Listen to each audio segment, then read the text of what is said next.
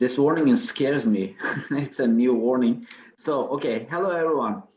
Today our topic is marketing, and my guest is our sales and marketing consultant, Ian Priestley.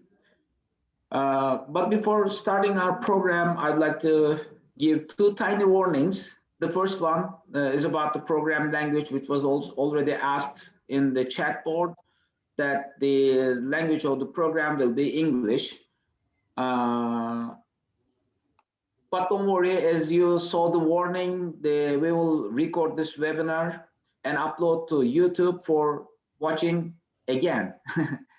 And the second and maybe the most important warning is, guess what? Of course, please keep your mics muted unless you have a question or a comment. And Ian, this is the exciting part for me because this is the only part I will speak in Turkish for the mics. Lütfen program boyunca mikrofonlarınızı kapalı tutmanızı rica ediyoruz. Well, back to our webinar. As Blink, our target is to help Turkish companies reach international markets.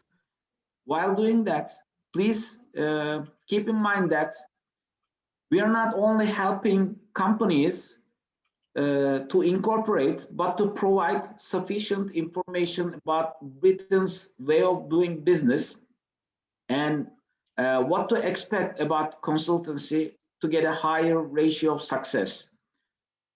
Last week, our first webinar was on accounting issues. We generally try to identify the differences as well as clear out the wrong known facts. Today, our topic is, as I told you, is marketing, and my guest is our sales and marketing consultant, Ian Priestley. Webinar will have two parts, take about an hour. The first part will be Ian's presentation. It's going to be a short presentation from Ian, and the second part, the question and answer part. So we want this webinar interactive, so you can ask all of your questions and we can ask Ian. So, Ian, you have the floor. Thank you. And I will say, to begin, herkese günaydın. Benim adım Ian Priestley. Hadi başlayalım. Okay, so this is all I know in Turkish. Now I will speak only in English, and hopefully you can all understand me clearly. But I hope that you will ask lots of questions, and I look forward to learning more about your companies as well. So, as Tolga said, and Tolga, thank you for the introduction. I've been working for some time with Blink, with Tolga and the team, to help some Turkish companies who want to reach new markets, international markets, and in particular, the UK. So in this presentation, I'm going to share a little bit about my experience, and I will talk specifically about how to help companies to grow. So thank you, Tolga. If we could please go to, Başak, if we could go to the second slide, please. Thank you. Let me tell you a little bit about me. You can see me on the screen, hopefully, and you can hear me, but let me tell you a bit about my background and why this is a topic that I'm very excited about and that I'm quite knowledgeable about. So you can see 4 flags. The first one, the Scottish flag. I am from Scotland. Okay, so my accent is maybe a little bit different from a typical English accent or American. I'm from Scotland. That's where I was brought up. I'm British. I live in England now, and I've worked a lot in this country. You can see the Spanish flag because I lived for 1 year in Spain when I was a student, and also when I worked for Vodafone, I set up a sales department in Valencia. So I have a lot of experience selling to Spanish customers and looking at a new market, which I think is relevant for the companies that are part of Blink and that are on this call. Finally, you can see Colombia. Why Colombia? My wife is from Colombia, so I have family there. our children, we live here in the UK near London, but I've also done some work at selling to customers in Colombia and in Latin America. I've done this in English and in Spanish. So I'm also comfortable with approaching new customers in a different language, and I know that that's a difficult thing to do. So hopefully I can understand and empathize a little bit with some of the people on this call. Let me tell you a little bit about my experience and why this is relevant for companies that want to grow. You can see two very famous brands on the screen. You can see Vodafone, which you know very well in Turkey, very important telco operator, and you can see KPMG, consulting and audit and tax firm. So I worked for both of those companies as a full-time employee. Okay, so I worked in consulting for about 10 years, and 5 of those years I was working for KPMG, and I was advising companies in the UK and across Europe who want to grow their business. I was advising them on how to do that. Then I worked for 5 years for Vodafone, and I was hired because Vodafone wanted to grow their business-to-business division, their enterprise division. And I spent 5 years helping them to grow their business-to-business division. And that's where I learned some very useful skills around how to find new customers, how to target the right customers, and how to grow your business. So what I decided to do around 2.5 years ago was to set up my own business, because I saw a lot of my friends and a lot of people that had studied with me at London Business School, or that I got to know, they were saying, hey, can you advise me on how to approach new customers, or can you help me with my sales team? So I decided that I was going to do that. And I took my knowledge of sales and marketing, and I started to work with companies that want to grow their business. And the kind of things I was doing was helping to set up sales teams, growing sales channels in Vodafone, for example. And this gave me some really useful experience, okay? So for example, when I was in Vodafone, I set up a sales channel which had people in Ireland, in UK, in Spain, which I mentioned, in Hungary, in South Africa, in Egypt, in Singapore. So I had to work in these different markets to understand how do we reach new customers. So my experience and my background is in sales, business to business sales. And I started working with Mr. Tolga and his colleagues end of last year, because they said, look, we have a lot of very exciting, very, very technically great companies that are part of the Głośno Technopark, and they want to reach new customers, and maybe you can help them to do that. So that's a little bit about me and my company, which is called Priestley Solutions. The company has this one purpose. It's very simple. It's to help other companies to sell more and to sell smarter, usually more profitably. So that's a little bit about me and my company. Shall we go on to the next slide, please? Rashad, thank you. So you can see here, I won't talk about all these examples, but you can see these are some of the customers that I have worked with in the last 2 years to help them to grow their business. And all of them, they're from different sectors. You can see MTS is a Russian telco and technology firm. EY, Ernst & Young, our professional services business. Vodafone. Proximus are a Belgian IT and telecommunications company. McKinsey, I'm sure you know. You can see lots of different firms here. Landmark is actually a property business. It's a commercial real estate sector. So they have serviced offices like WeWork or Regus in the UK, and they're a very, very big company here. So I've worked with companies in lots of different sectors and lots of different types of customers, but they all have one thing in common, and that's that they want to change how they're selling. They want to reach new customers. So that's what we can talk about in this webinar. And I can share some examples of what do you need to do if you want to find new customers for your business. So let's go on to the next slide, please. I mentioned I've worked with all these different companies that you just saw, and they all need to improve their sales performance.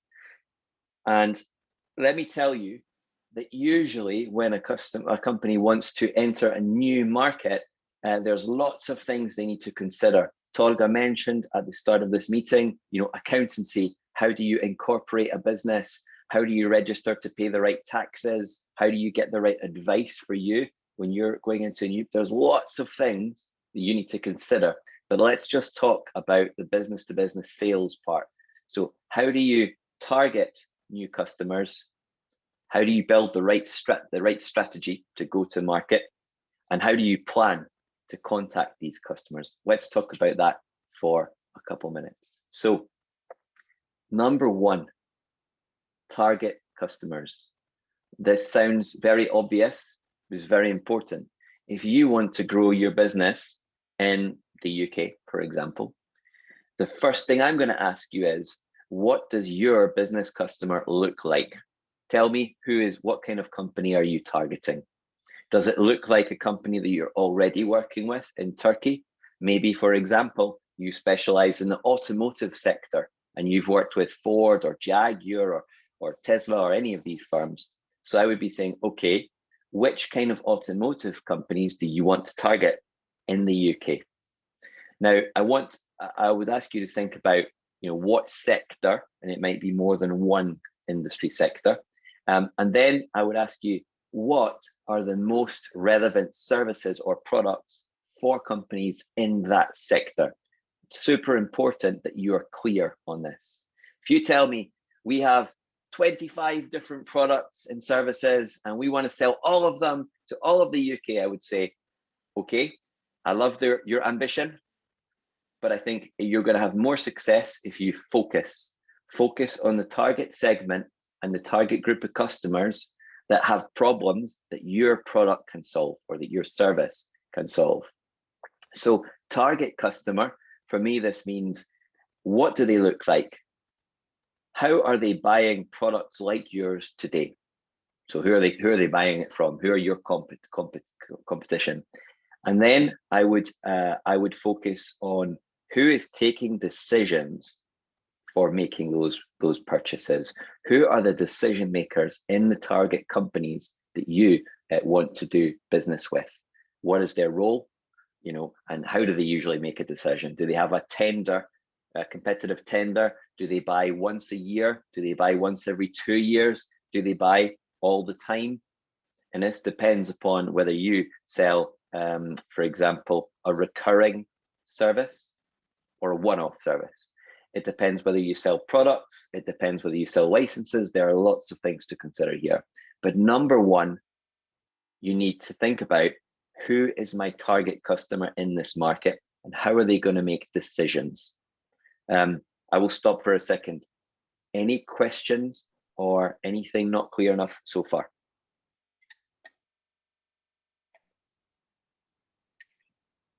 I assume that there's no question, so everything is very clear. Cool. Let's continue. So target customer, I said, and then number two is, what is your go-to-market strategy? You might have a very clear view, Tolga, on who is your target customer, but you need to figure out, how will you reach that target customer? So what does the market look like? Are you trying to contact 10 companies? Or are you going to try to contact 2,000 companies? Who are you competing against? So what are your competitors and what differentiates your product from them? And how are you going to inform people that you exist? So what is your digital presence? Have you translated your website from Turkish into English? Have you got a LinkedIn profile set up? Have you identified what are the social media or the networking, for example, forums that your target customers are using? Because you need to know what those things are, and you need to think about, how will I identify and reach that target market? So go-to-market strategy means, how am I going to reach these target customers that I have just considered? And if, for example, I'm going to be selling to telecommunication services like Vodafone, then I've got to think, which are the companies in the UK that I want to reach? Do I want to reach small companies? Do I want to reach mid-sized companies? Do I want to reach multinational companies? And once you know the type of companies you want to reach, then you've thought, how are they making decisions? How often are they making these buying decisions? And then you think, okay, how are they going to learn about services like mine? They're going to do some research online. They are going to speak to, for example, they're going to look for feedback from customers online. They're going to do research on LinkedIn. These are all of the things you need to think about when you're considering your go-to-market strategy. So you've identified your target customer. You've considered your strategy to go to market. Then third, you need to consider your contact plan. So how are you actually going to reach these customers? So are you going to do lead generation yourself? Are you going to create a marketing campaign? Are you going to send in-mails on LinkedIn? Are you going to use a HubSpot or something like that to try to reach new customers? Are you going to partner with another business that does something similar to you? You need to think, how are you going to contact these new customers and inform them that you exist, that you want to know about their business, their needs, and you'd love to have an opportunity to win their business in future. So you also need to consider, how are you going to build pipeline? If you want to sell, I don't know, I'm making it up, 10 million Turkish lira of contracts, maybe that's 1 million pounds sterling. How many different companies are you going to need to propose to convert enough to make those sales? Because not everyone you speak with is going to want or need your services. And so you're going to need to think about building a sales funnel so that you can speak to enough companies who are going to be interested enough. And then you're going to be able to find enough opportunities to make a sale. And as part of Ian, your, go Ian, for it. I'm Tolga. sorry, interrupting, but there is a question. So Orhan Demirel will ask a question before moving forward. I think Sure. his question will be related what you're talking. Hello, this is Orhan Hello. speaking. You hear me, right? Yes. Yes. Okay, so my name is Orhan. I'm the general manager of a company named Gedamayor.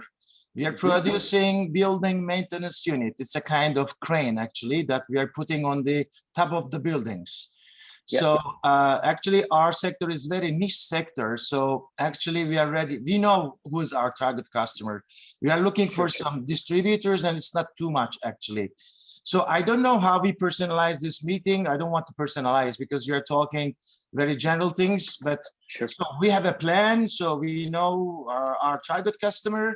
So okay, what we can do, actually, this is a general webinar with lots of different companies participating. So what we can do is, I think, after having this program, we can program a different meeting over Zoom. okay. So you may ask your specific questions. Actually, I can. Yes, it is good, perfect. But maybe I can ask a specific question. Like, so we need a certificate to sell our product in UK. So are you helping on that as well for the certificates to sell in UK? Okay, thank you. It's a good question, Orhan. And look, it's also relevant, probably other people and other companies on this call. So no, I'm not talking about getting a certification. So as you say, for your niche sector and building maintenance and cranes, for example, for buildings, I'm sure there's lots of, safety and, excuse me, sustainability criteria that you might need to meet if you're going to do business in the UK. And obviously you need to consider what are those criteria and how do you demonstrate through, certification or, assurances that, yes, you meet those criteria. So then you can participate in, tenders, or you can partner with companies. So no, I'm not talking about that. That is also an important subject that for a lot of the companies on this call, you're going to need to consider. Thanks a lot. No problem. No problem. So look, as Tolga said, we're keeping this, quite general because I appreciate there's lots of different companies taking part. And my experience from working with Blink is, yes, there are many which are technically focused, but often you're delivering quite different products or services to different target markets. So what I was going to say was, as part of the contact plan, you need to think, who's going to contact these customers in the UK, these potential customers? Am I going to do it? Is it going to be someone in my team? Or am I going to outsource or partner, as Orhan was asking about, am I going to partner with, you know, a distributor who could represent me and who could either make a commission on the sales I make, or who could, for example, basically white label my product and present it as theirs, you know, whenever they make a sale. So once you've thought about your contact plan, you're going to need to think about, for example, if you're hiring salespeople, are you going to use your own salespeople? How are you going to target them? How are you going to measure them? What are the key performance indicators, the KPIs that you're going to need to actually make sure that your sales activity is productive activity? You're not just making calls or sending emails or creating marketing campaigns. You're doing something which is targeted, that you think is going to be relevant for those decision makers in those companies that you want to sell to. So all of these things, contact plan, it means, you know, building a plan to qualify sales opportunities and to nurture. I say nurture, it's an important word because you're going to speak with a lot of companies that are not yet ready to buy from you. And a lot of, you know, from my work with some of the Blink, the Technopark member companies for GOSB, some of those companies produce very technical, very specific solutions, for example, in software or products, in the case of cranes. Now, if you're producing something very technical and very specific, you're going to need to contact customers that, you know, the sales cycle, it might take months, maybe even years to develop, you know, credibility and to make sure that you are considered when that potential customer needs something. So, you know, what I'm saying is, you're probably not going to have a contact plan, which is to get up on Monday and try and contact 150 customers on the phone and try and contact 150 customers on Tuesday and say, hello, my name is whatever, do you want to buy my product? Because it's not going to be successful. You're going to need to think about developing credibility and developing, hopefully, a relationship so that your business can be taken seriously and considered. So if we could go, Bashak, to the next slide, please. I will talk more about that. Thank you. So customer expectations. Now, I'm talking about the UK market, but actually, these expectations are quite similar for most European markets and most international markets that you would want to sell to. You can see 3 things on the slide, and it says, show me. Number 1, show me that you understand my needs. Number 2, show me that you've done this before. And number 3, show me that you can deliver for me. Let's talk about each of those things. Number 1, if you're going to reach a customer in the UK, you're going to need to understand what their needs are. So I'm assuming most of the companies in this call, you already are operating for some time in Turkey. You have a service or product that already works, okay? You already have customers whose needs you are meeting. So how did you reach those customers in the first place? You know, obviously you must have understood what they needed, and you must be delivering a service or a product that meets their business requirements. Well, this is going to be the same thing if you're trying to sell into the UK. You're going to need to show that you understand the specific needs of the companies that you're interested in selling to, okay? And that means that you understand what is their business problem, or what is the opportunity that they're not capitalizing on. You understand what is the pain that's causing their businesses, and you can show that you've worked with companies like that before, and this gives you credibility. So you need to do your research, number 1, to show that you understand what those businesses require. And number two, you need to show that you've worked with companies like theirs before and that you have a service that actually is relevant to their needs and is relevant to the pain points that are most important to that business. And showing that you've done it before. How do you do that? Well, to get credibility, one of the first things a company's going to want to know is, where are the case studies? Where are the references, or where are the testimonials? Show me on your website, show me on your LinkedIn that you've worked with companies like me before, and show me that you've met their needs. Maybe then I will have more confidence to speak with you or to understand what it is that you do. And thirdly, show me that you can deliver for me.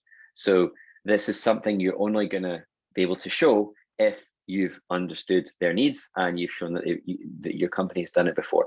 But the third one, that show that you can deliver for them, it's probably going to be once you've already had an introduction, you've done a demo or a trial of your product, or you've talked about your service, and then you can start to show, for example, that you can deliver for companies like them by saying, here's our methodology, here's what we do to deliver our service or our product, and this is why it's important.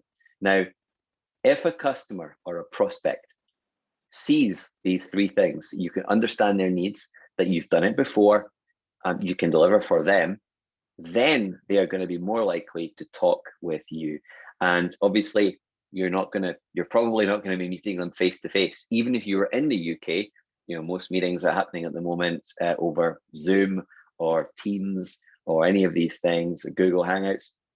So you're going to need to be able to describe in confident English, unless you're selling to someone who speaks Turkish, you're going to need to be able to describe, that you do all these things, and you're going to be able to need to do it virtually, which is obviously a different skill from being able to do it face to face. I think those are some of the most important expectations. There's a lot more, but to show, to have some credibility, you're going to be able to need to demonstrate these things. Can we go to the next slide, please, Bashak? Okay, so I've written land and expand. And if I was you and I was considering going to any new market, it doesn't have to be the UK, I would be considering these 3 steps. I would have a plan to do these 3 steps. Number one is, are you ready to enter the market? Okay, unless you can do these things, you're probably not going to be ready to enter the market.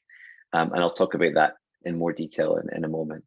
But number 2 is, once you're ready to enter the market, can you actually sell to companies there? Okay. Number 3, once you've sold to 1 or 2 or more companies, how do you actually grow the relationship with those customers so that they use you more and more, and so they recommend you to other companies that have similar needs? So let's talk about those things. Ready to enter the market. This means that you've identified, who are the priority sectors of the economy, which are the kind of the companies or the prospective customers that you want to work with. You know who are the decision makers, you know who's going to influence the decision, and you know who are you competing against. And is your marketing content actually ready or not ready? And what do I mean by marketing content? Well, for example, you're going to need to think about what are the materials, like how are you going to describe what your business does? Excuse me 1 second, I'm just going to get a drink of water.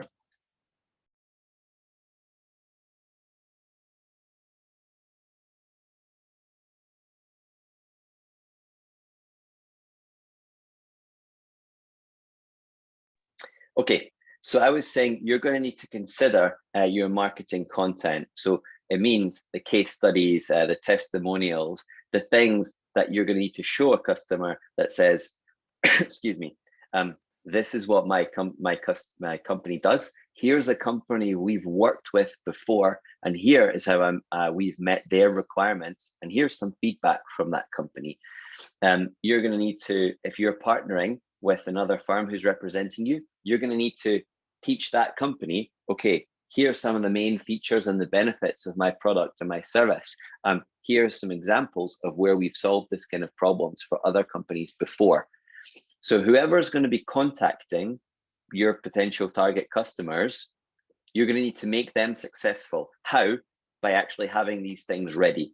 And you're going to need to check that they sound clear, that they're written in plain English, business English, easy to understand, short sentences, simple words, relevant words.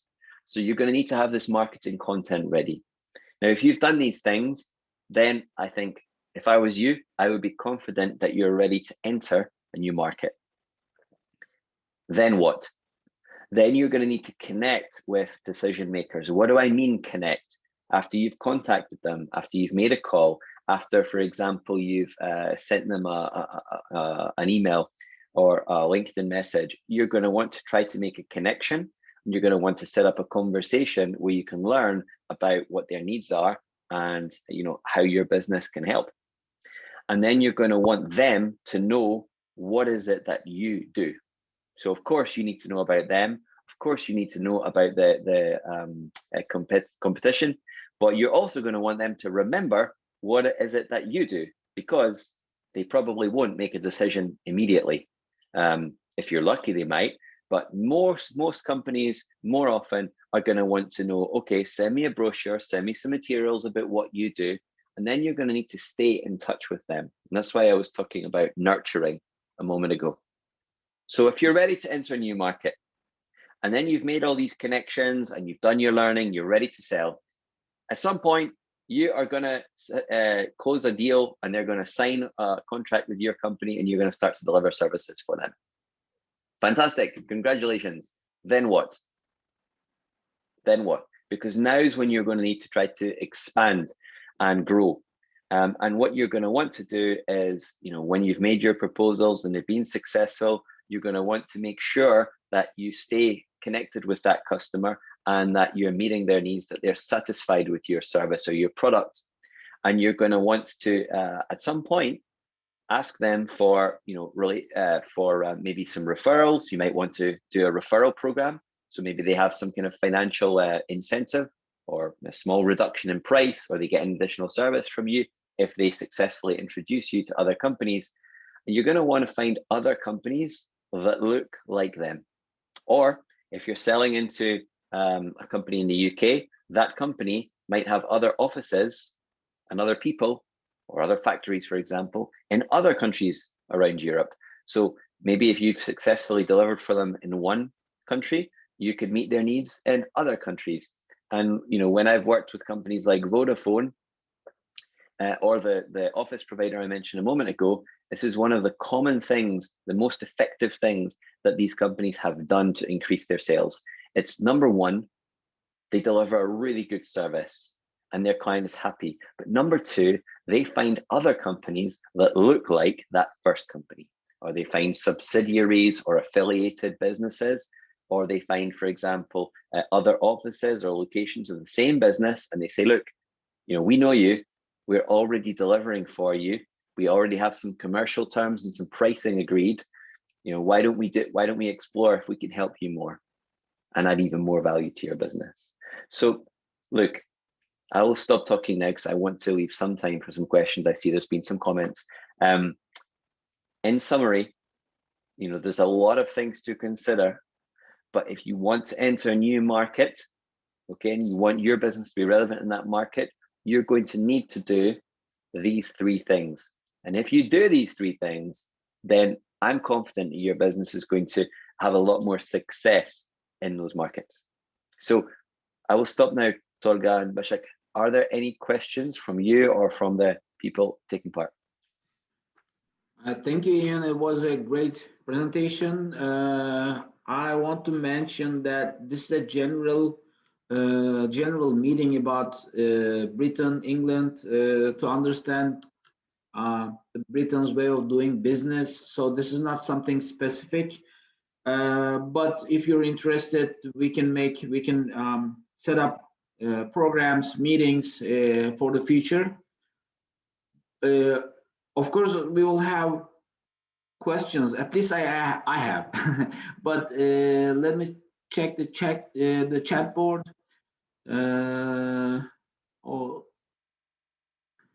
Burcu Uçkun, we are ready to sell, ready to grow, but we need some specific information. For example, we can't sell milk and dairy milk products.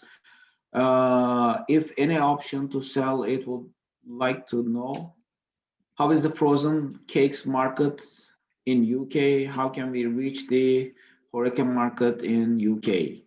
Well, these are very specific, but I don't know what you can say, Ian. Honestly, not very much. Thank you. I saw the question. This is a good question for that business. I understand what you're asking. But number one, I'm not an expert on frozen foods or cakes, so I'm really not informed to comment.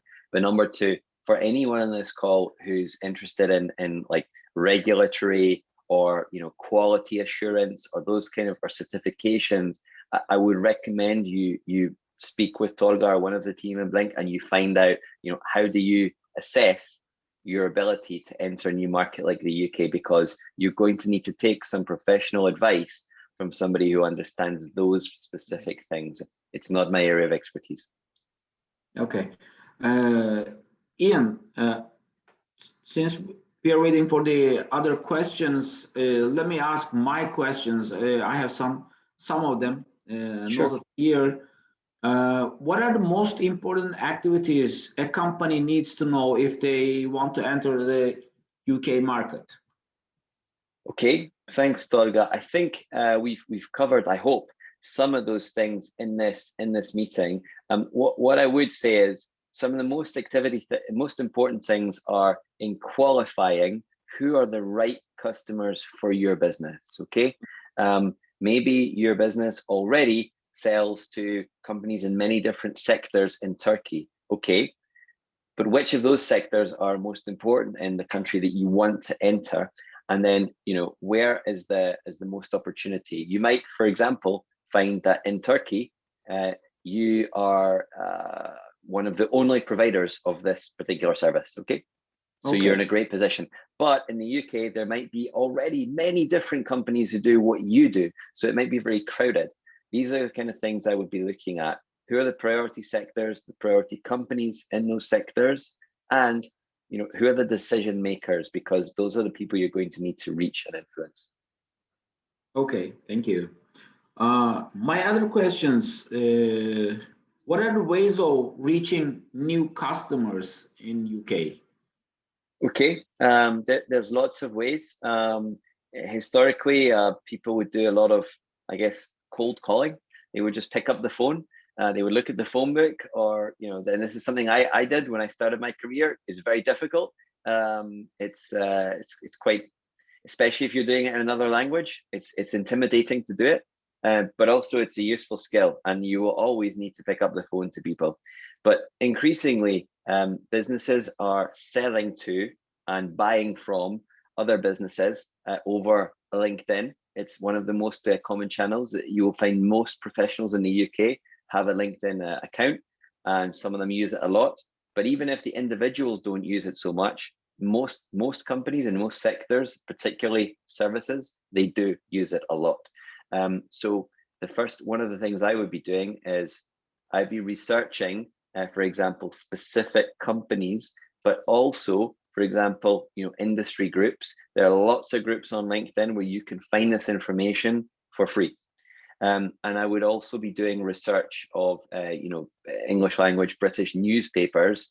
Financial Times is very, very useful. Sometimes you can get free trials and subscriptions, or for very, very small amounts.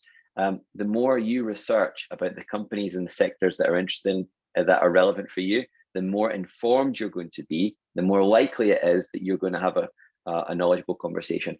To answer your question, Tolga, I was saying, calling is obviously important. LinkedIn is an important channel for reaching new customers. But also, most companies, well, I don't know any who doesn't, they all have websites. And their websites will say, contact us. Here's our number. Here's our email. Here's our Twitter, whatever, our LinkedIn. Contact us. So contact them, contact them and tell them, look, we're entering the UK market. We've worked with companies like yours before, and now we want to learn more about your business. Can we have a quick conversation to understand what your needs are? Because do you know what? Most companies out there, if you say to them, are you 100% satisfied with all the businesses you're buying from? Probably they're not. Probably there are things that are not going well enough. And that is where, if you do contact them, phone, LinkedIn, email, video message, then maybe you're going to have an opportunity to learn what their needs are. Okay, thank you. By the way, you mentioned a couple of times, maybe 3-4 times, I don't even remember, but you mentioned the importance of LinkedIn. Even though we are using LinkedIn here, I think it's more important in UK, as I understood. Is it correct, or what level of importance? It's a really important question you're asking, Tolga. I don't know enough about the Turkish market to make a comparison to say, in Turkey, it's I don't know, in the UK, it's 50% more important than Turkey. However, in the UK, it is an important platform to connect with other companies and to learn about them, okay? But I want to be clear here. How you use LinkedIn is very important. And I've seen really good examples and not good examples. What do I mean? Sometimes I will, someone's asking, are there any tips to use LinkedIn? Yes. Number one, there are people out there who on LinkedIn who will do a lot of information, share a lot of information, which is free, about social selling. I would recommend you read about those things. Remember that term, social selling, because if you research about it and you remember what I'm saying in this webinar, you're going to be able to learn a little bit about some simple techniques that you can do to connect with businesses that you want to sell to. Now, what I was going to say is, sometimes I will get in-mails or LinkedIn emails to me that say, hey, we have a lead generation service and we work with loads of different companies and we do all of these things. And this is a list of, and I just delete them. Why? Because they're not saying anything about my company. They're not personalized to me. All it is an email telling me lots of things about some other company. Well, that's fantastic for them. But unless right now I need exactly what is the service that they provide and I'm desperate for it, then I'm not going to probably interact with that person. So what? So if I were you and you want to reach individuals on LinkedIn, I would first of all do my research, and second, I would send a personalized contact to say, look, I've been Tolga, I'm interested in, you've been putting some really useful videos on YouTube and LinkedIn about Blink. I've heard a little bit about Blink, I've researched a little bit, and it seems to me like you work with companies that want to grow their business. This is something I do quite a lot, and I find that there are certain things work really well and other ones don't work so well. Maybe this could be relevant to you, some of your Blink member companies. Why don't we have a call? You tell me when it's going to work for you so I can learn a bit more. If I do that, it's more likely that Tolga is going to accept and want to interact than if I just send him a mail saying, Priestley Solutions does this, and we've worked with all these companies. So what? So personalize. Mm-hmm. Okay, thank you. You mentioned the lead generation, but before asking my question, I see a raised hand, Erdal Giray. Let's hear from him. What's his question? Sorry. Thank you, first of all. We have some customer in England. We have product for them, specific product, and we have sent samples to them. But now we cannot visit them because of the situation in the world. But we call them. But I want to know, because some customers happy to hear, to get calling, but some customer get irritated because get frequent call. How do you advise, by mail or by calling, to keep our relation with them? Thank you. It's a very important question. And you know what? It's something I've been also wondering. If you're contacting customers, you want to stay in contact with customers, that's great. It's a really good thing to do. And as you say, because of the pandemic and the travel restrictions, you cannot visit face-to-face, okay? So calling is another way of doing it. Then the question is, why are you calling? And for how frequently are you calling? Yeah, so right. The first thing is, if you're calling, every week or two, I would suggest, or every month even, that's probably too frequently. It depends upon the cycle, the buying cycle for the specific thing that your company sells, and let's not get into too much detail. But I would say, for example, when I've been working with telecommunications companies, most mobile contracts, or most fixed internet, fixed data connectivity solutions are at least a 2-year contract. So what? So it means that every 2 years, a company is going to need to reconsider and maybe leave their contract and go to a competitor. So I would, for example, in telco, most companies would try to speak with a potential customer once a quarter, once every 3 months. Now, it doesn't mean that's the only thing you can do. So there are other ways of keeping in touch. And an effective way I found is to share some research, or share something that you've done that is relevant to that business. So for example, a lot of companies will use LinkedIn as a way to share content about their sector that they work in, okay? So they will say, here is a short article that we've read about, the building maintenance world, because we make cranes. We found that there's a safety issue that a lot of companies are worried about, and here's how they overcome that issue. So look, it depends upon the sector that you're in and the problems that you solve. But if you're sharing information, which could be you email them and say, look, we thought you might find this article useful, that is going to be a way of reminding them, who are you and what does your business do? And it's a way that's less disruptive or less irritating than maybe getting a phone call when you don't want or expect it, because they can read that article when they want, they can open it, they can share it, and then they're going to think about your business. And a lot of businesses out there are now creating content and sharing content on LinkedIn, on, for example, mainly LinkedIn. Some are using, TikTok and Instagram and things like that. But LinkedIn is still probably, at least in the UK and for most of Europe, it's the main decision-making or networking forum for professionals. Thank you. Thank you very much. No problem. No problem. Thank you, Ian. My question was about the lead generation. Before I passing the word, should a company invest in lead generation? What do you think? It really depends upon how many customers they need to, how many companies they need to reach to speak with enough customers that are relevant for them.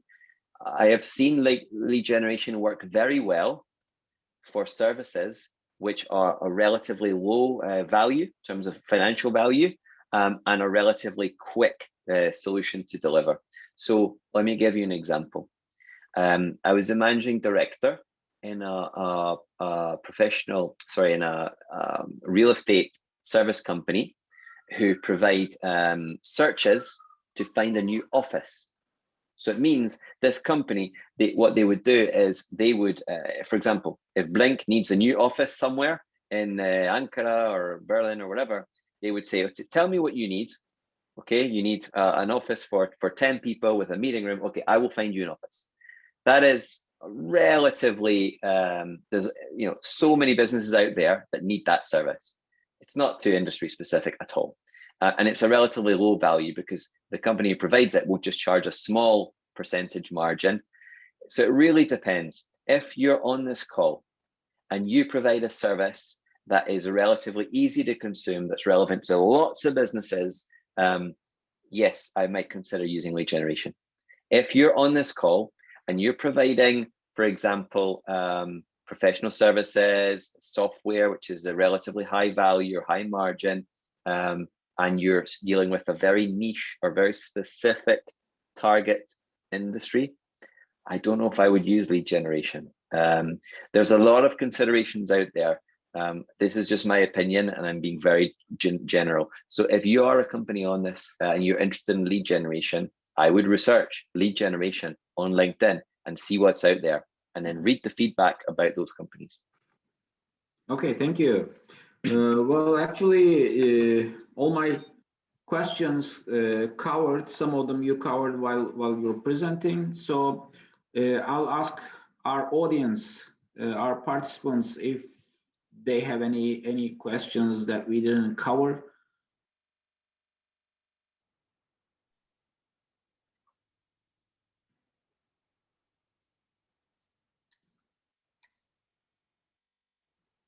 I think we cover all. Great. Well, Yeah. let me say, look, if you didn't get an opportunity, or we ran out of time, or later today you think of something, feel free to connect with me on LinkedIn. You can see my name. Some of you already sent me a request during this meeting. Teşekkürler. Thank you, Tolga, and thank you to the Blink team. And I wish you all great success in reaching new markets and new customers.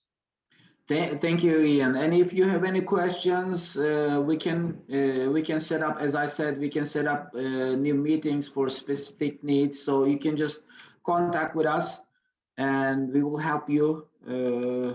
And thank you for joining. Have a good day. Thank you. Bye-bye. Bye-bye.